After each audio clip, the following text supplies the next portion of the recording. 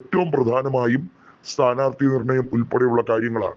Sitting MLA-മാർക്ക് വീണ്ടും ticket കൊടുക്കണമോ എന്നുള്ളത് ജനപ്രിയരായ നേതാക്കൾ, നിരവധിയായ പ്രാദേശിക പ്രധാനപ്പെട്ട പ്രവർത്തകർ ഇതൊക്കെ പരിഗണിച്ചുകൊണ്ടായിരിക്കും ഈ 5 സംസ്ഥാനങ്ങളിലും നിയമസഭാ തെരഞ്ഞെടുപ്പിന് മുന്നോടിയായിട്ടുള്ള വിലയിരുത്തൽ നടത്തുന്നത്. ഒരു മണ്ഡലത്തിൽ 3 സ്ഥാനാർത്ഥികളുടെ വരെ പേര് അന്തിമ പട്ടികയിൽ ഉൾപ്പെടുത്തും.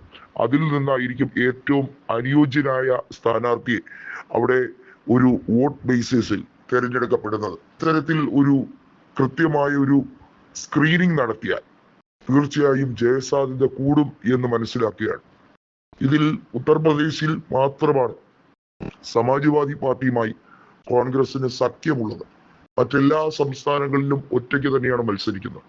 ഗോവയിൽ ഇക്കുറി മികച്ച രീതിയിൽ മുന്നേറ്റമുണ്ടാക്കി ഭരണം പിടിച്ചെടുക്കാൻ കഴിയും എന്ന പ്രതീക്ഷ നേതാക്കൾ പറയുന്നുണ്ട്. കഴിഞ്ഞ തവണ നമുക്കറിയാം വലിയ നാടകീയ സംഭവങ്ങൾ ഗോവ നിയമസഭാ തിരഞ്ഞെടുപ്പിനോടനുബന്ധിച്ച് നടന്നു.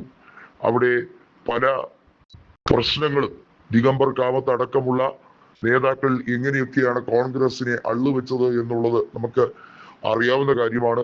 ഉത്തരാഖണ്ഡിലാണെങ്കിൽ അവിടെ ഹരീഷ് റാവത്തിന്റെ ജനസമ്മതി കുറഞ്ഞു വന്നു എന്നുള്ളത് കോൺഗ്രസ് നേതൃത്വത്തിന് വലിയ തിരിച്ചടിയാണ്. അധികാരമോഹവും വലിയ തോതിലുള്ള ഈ ദുഷ്ടലാക്കും ഒക്കെയാണ് കോൺഗ്രസ് നേതൃത്വത്തെ പിന്നോട്ടടിക്കുന്നത് എന്നുള്ളത് ഇതിനോടൊക്കെ തന്നെ വ്യക്തമായ ഒരു കാര്യമാണ്. ഏതായാലും പഞ്ചഗുസ്തി എന്ന രീതിയിൽ തന്നെ ഈ 5 സംസ്ഥാനങ്ങളിലേക്ക് നടക്കുന്ന നിയമസഭാ തെരഞ്ഞെടുപ്പ് തീർച്ചയായും വരുന്ന പല തെരഞ്ഞെടുപ്പുകൾക്കുള്ള പ്രചോദനമായി മാറും. നമുക്കറിയാം 2027 വിരൽ ചൂണ്ടി നിൽക്കുകയാണ്. തുടക്കത്തിൽ 5 നിയമസഭാ തെരഞ്ഞെടുപ്പും 2027 അവസാനത്തോടെ ഗുജറാത്തും ഹിമാചൽ പ്രദേശിലും നിയമസഭാ തെരഞ്ഞെടുപ്പ് നടക്കും. ഇതിൽ ഹിമാചൽ പ്രദേശിൽ മാത്രമാണ് കോൺഗ്രസിന് നിലവിൽ ഭരണമുള്ളത്. അവിടുത്തെ മുഖ്യമന്ത്രിയുടെ പേര് സുഖീന്ദർ സിംഗ് സുഖു എന്നാണ്. ഗുജറാത്തിൽ ഇക്കുറി തിരിച്ചുവരവിന്റെ സാധ്യതകളെ പറ്റി വിലയിരുത്തുകയാണ്.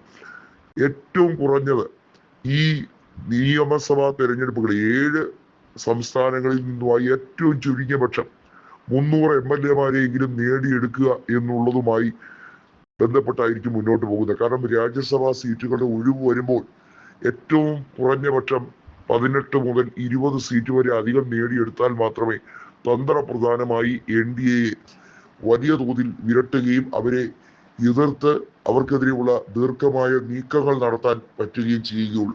ഇപ്പൊ തന്നെ BJP അമിത ആത്മവിശ്വാസത്തിലാണ്. കാരണം കേവല ഭൂരിപക്ഷം അവർക്ക് ഒറ്റയ്ക്ക് ലഭിക്കുമോ, ലോക്സഭയിൽ പോലും ഇല്ലാത്തൊരു പ്രാധാന്യം രാജ്യസഭയിൽ കിട്ടുന്നതിൽ പാർലമെന്ററി കാര്യമന്ത്രി കിരൺ റിജു ഉൾപ്പെടെ അമിതമായ എക്സൈറ്റ്മെന്റിലാണ്. അത് തീർത്തു കൊടുക്കണമെങ്കിൽ തീർച്ചയായും വലിയ അട്ടിമറി നടത്തിയാലേ മതിയാവുകയുള്ളൂ.